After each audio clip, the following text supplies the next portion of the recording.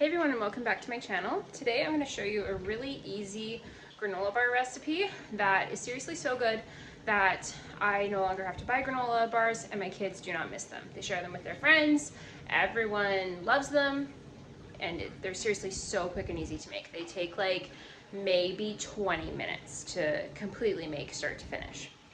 Let me show you all the ingredients that you'll need and then I'll walk you through the process.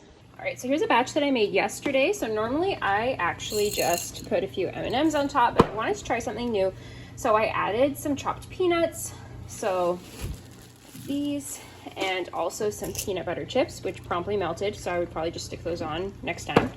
And then also Reese's Pieces. So these are very peanut buttery and sweet and yummy, but they still have lots of good stuff in them. They really keep kids full for a snack, and as you can see, the candy part is very minimal, but it looks like there's a lot, so the kids love it.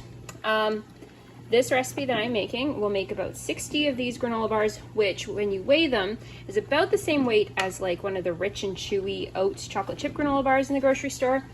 So this batch will last us a week with us eating a lot of them, or 2 weeks if we're eating them more sparingly, and we have 4 kids. Over here are the ingredients you'll need to make granola bars. I know they're spread out all over the place. I'm making a batch for my dad today. He likes oatmeal raisin cookies, and so that's the flavor he likes for his.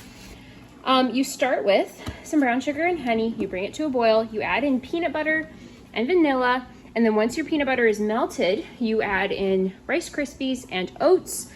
And then you can add like cinnamon, you can add raisins, chocolate chips, whatever other add-ins you want. I prefer to like press my chocolate chips or M&Ms on top after so that they don't melt, but obviously with raisins, that's not a concern. I'm also for this batch using sun butter instead of peanut butter because my dad doesn't like peanut butter, but normally I would always use peanut butter. Anyways, let me show you how to make these. All right, so starting with 1 cup of brown sugar. Remember, you can cut this recipe in half very easily. And then 1 cup of honey. And then I'm just gonna set this to high, let it come to a boil. I'm gonna grab a whisk or spatula or something to keep that moving. Settled for a plain old metal spoon. Almost ready. Oh yeah, so now turn off your heat and add in your nut butter or sun butter and your vanilla. So I'm gonna do a cup of sun butter. Normally I do a cup of peanut butter, I'm doing a cup of sun butter, and then I'm going to also add in my vanilla. All right, there's my sun butter. I'm just gonna stir that around until it melts, and I'm going to add, I don't usually like measure the vanilla, but it's about 2 teaspoons. I use a big container like that. About 2 teaspoons. All right, at this point I'm going to add in a lot, oops, not that much, a lot of cinnamon. So like a tablespoon or so, maybe a little more. Give it that oatmeal cookie sort of flavor. Should be good. All right, now I'm adding in 4 cups of oats. So I'm just gonna measure that in, and then 5 cups of Rice Krispies.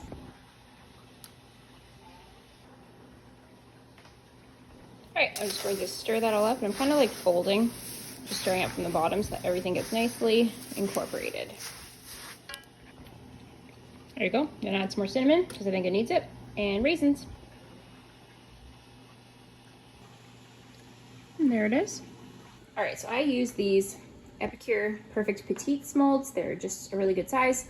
I can fit the granola bars into my little snack containers for the kids, like over there. But if you can't find them, there's also molds on Amazon, or you could easily put this mixture into a pan, kind of like spread to about 1/2 inch, let it cool, and then just cut them. I just prefer not to cut them, so this is what I do. Anyways, so I just take like spoonfuls.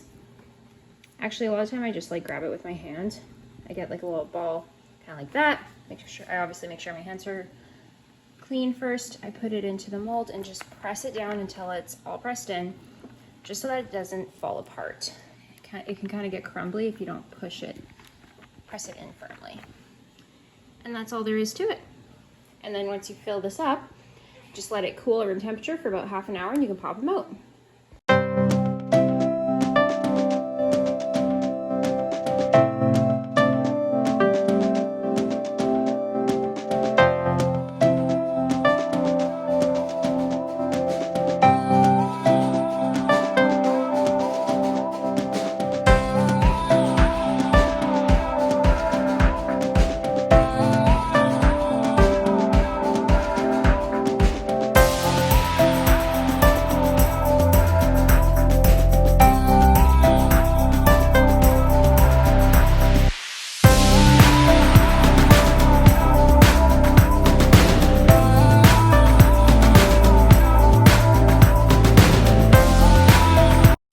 there's one tray done.